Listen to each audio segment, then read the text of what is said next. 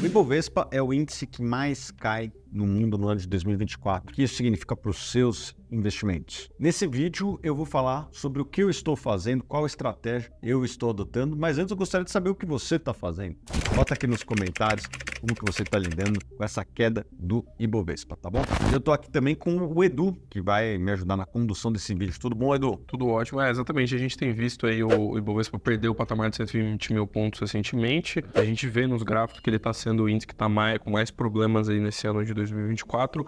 E em boa parte, pelo menos nos últimos pregões, tem bastante a ver com alguns eventos-chave lá de Brasília, né? Então o presidente dá alguma declaração que o mercado não gosta e tem alguma coisa ali que passa no Congresso que não gosta, e isso vai aos poucos dando uma secada na bolsa.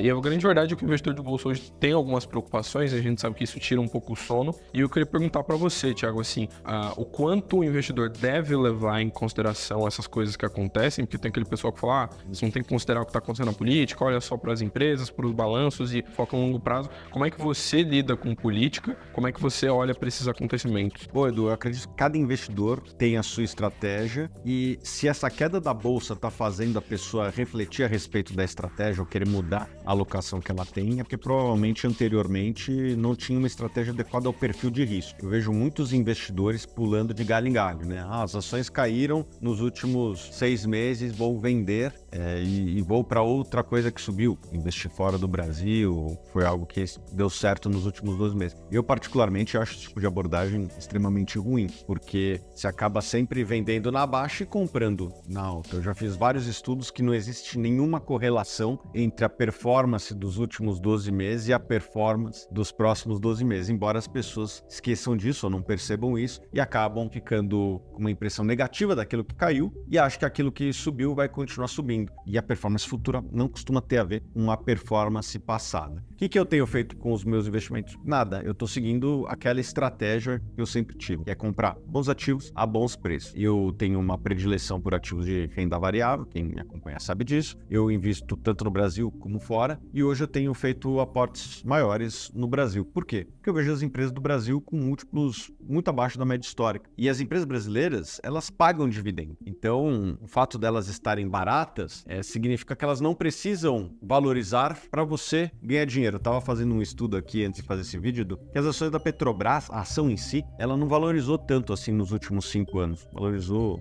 menos que a inflação, cotação dela. Porém, ela pagou muito dividendo. Ela valorizou cerca de 30% a 35% ao ano quem reinvestiu os dividendos. Por que isso aconteceu? Porque ela pagou dividendos extremamente generosos aos seus acionistas. Então, não é a única forma que o investidor tem de ganhar dinheiro, a valorização das ações. No Brasil, a gente tem ações que pagam 10%, 15%, às vezes até mais, na forma de dividendos. E as empresas têm crescido também. Então, o que aconteceu na última semana foi uma desvalorização dos papéis, mas a gente ainda está longe de ver uma recessão, algo que poderia diminuir os lucros das empresas. Portanto, o investidor que compra hoje está ganhando mais lucro do que ganhava há um tempo atrás, né? Porque quando você compra uma ação, sei lá, qualquer empresa, da Ambev, do Banco do Brasil, da BB Seguridade, você está comprando uma empresa que tem lucro. Se a ação dela cair, o lucro está lá, o lucro não muda, o que acontece? Você está pagando menos pela mesma unidade de lucro. Foi isso que aconteceu na última semana. E as pessoas muitas vezes associam a performance do último mês como a performance do futuro. Não existe nenhuma correlação nesse sentido, mas infelizmente os investidores que compraram ações e estão decepcionados, talvez tenham comprado pelo motivo errado. A pessoa deveria comprar ações porque ela vai investir por longo prazo, porque ela quer capturar o crescimento daquela empresa e, consequentemente, o crescimento dos dividendos.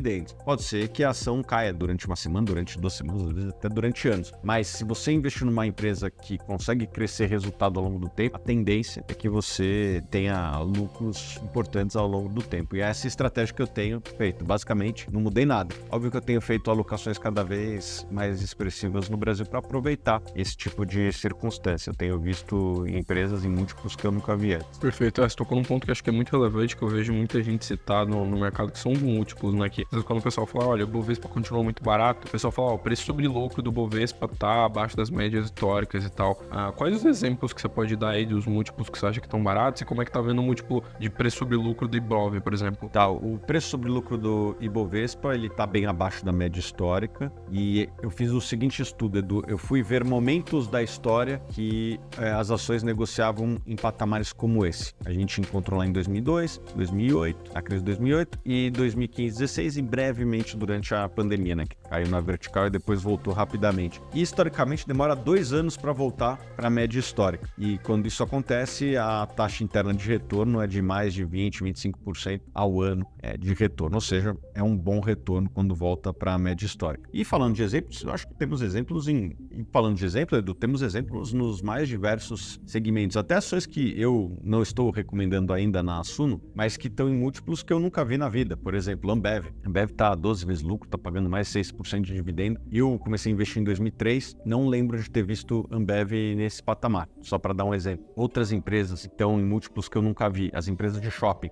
Iguatemi, Multiplan, Aliansce Sonae. Na hora que você pega o FFO Yield, né, que é basicamente a geração de caixa dos ativos imobiliários dessas empresas de shopping e divide pelo valor de mercado delas, também nunca negociou nesse patamar, nem durante o período que a Dilma governava o país, nem durante a crise de 2008. Pode ser que nunca mais volte ao normal? Pode ser, mas eu acredito muito na regressão à média. E o Brasil, ele é um país que ele às vezes flerta com o abismo, mas historicamente volta atrás, vê que não vale a pena seguir o caminho de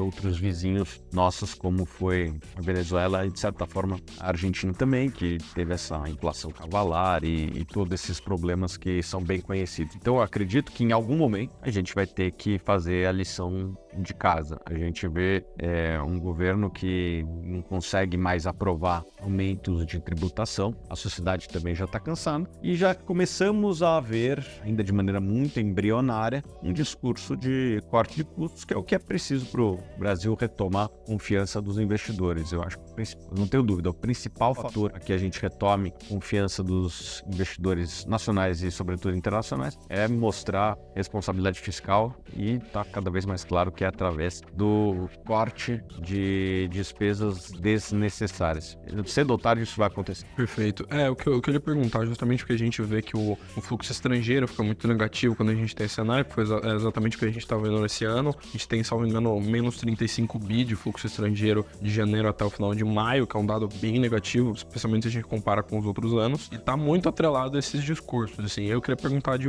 você, assim, hoje, quando a gente vê as mais diversas casas, tem muita gente que cortou as projeções, mas ainda espera ali Bovespa na casa dos 140 mil pontos, 145 mil pontos. Sei que é difícil mirar o Ibovespa no final do ano e tal, porque esse tipo de projeção sempre varia muito mês a mês, mas em termos de trigger, assim, o que a gente precisaria mais, digamos assim, ou se essas duas coisas andam juntos? Uma sinalização de corte de gastos, uma Selic baixando para um dígito, pra gente ver o Ibovespa conseguir ganhar fôlego. Os dois andam de mãos dadas, é difícil imaginar um sem o outro, né? A Selic, ela vai cair na hora que o investidor de títulos públicos ou aquele que investe no Brasil, ele fala, esse país é um país confiável, vou botar meu dinheiro e vai voltar mais. Quando isso acontece, ele está disposto a comprar os títulos públicos e, consequentemente, todos os ativos do Brasil num múltiplo mais alto. O múltiplo é consequência do risco percebido pelo investidor. Se o investidor tem uma percepção de risco alta, ele vai exigir uma taxa de desconto maior, ele vai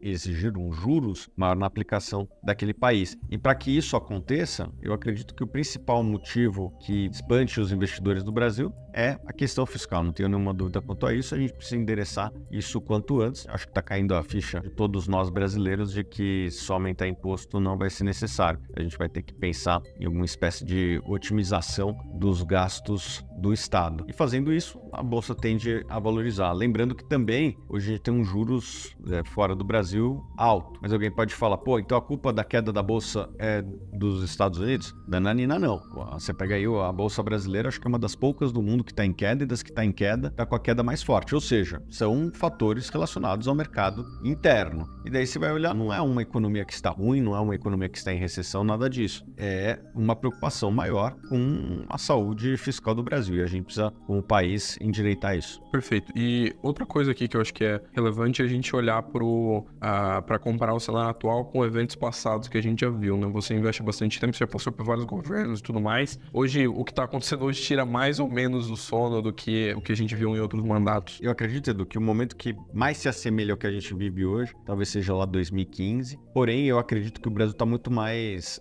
preparado e saudável do que naquela época. Porque naquela época a gente não tinha a balança comercial que nós temos hoje. O agronegócio cresceu muito, a produção de petróleo cresceu também. Antes a gente importava petróleo, hoje o Brasil está entrando no OPEP, né, que é dos países exportadores de petróleo. Então a balança comercial está muito mais saudável, as estatais estão muito mais saudáveis. Eu confesso que lá em 2015 eu achava que a Petrobras tinha um risco de quebrar. Hoje estamos muito longe disso, é uma empresa muito saudável, a Petrobras, o Banco do Brasil, quem acompanha a gente da Suno sabe que a gente fala isso faz tempo, antes do mercado perceber, a gente já tinha percebido, e a saúde dessas empresas continua lá. O que nós temos de problema? É um problema muito parecido com o que tínhamos de 2015, que é a questão fiscal, que a gente percebeu quando entrou lá o governo do Temer, que era possível endireitar e conseguimos, ao longo do tempo, transformar um déficit que era enorme lá em 2015 num pequeno superávit já em 2022. Então só basta um pouquinho de esforço, Edu, para que a gente conserte o que é talvez o maior problema do Brasil hoje, que é essa questão fiscal. Agora, precisa de um pouco de vontade política, vindo do governo, vindo da Câmara e inclusive também do Judiciário. Perfeito. Para a gente fechar, acho que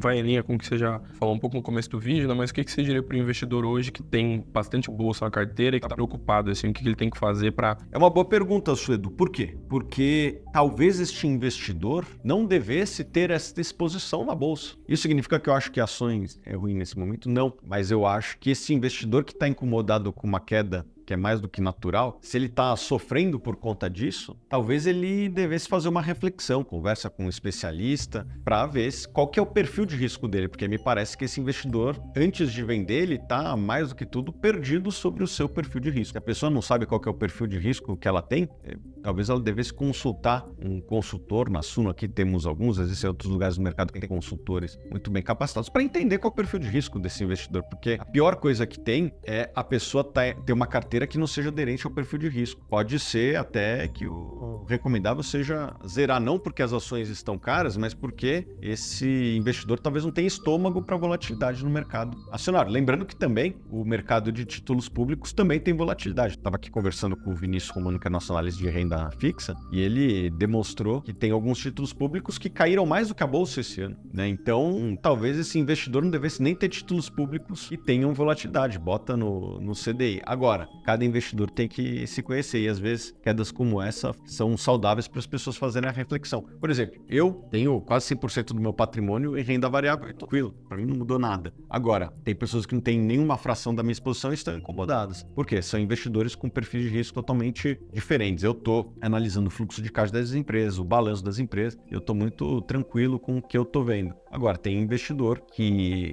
vê na variação de preço um reflexo da saúde da empresa.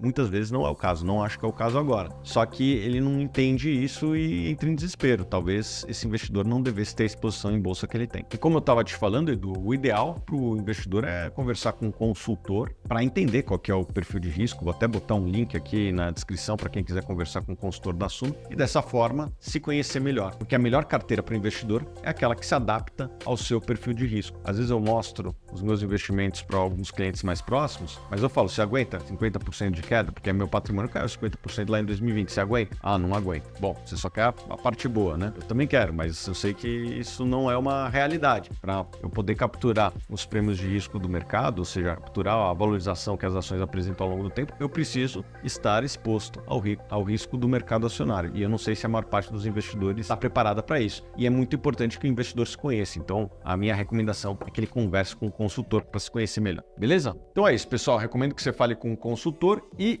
eu quero saber, bota aqui nos comentários, como que você está reagindo a essa queda da bolsa? Tá bem? Tá tranquilo ou tá aflito? Bota aqui nos comentários que eu quero ver.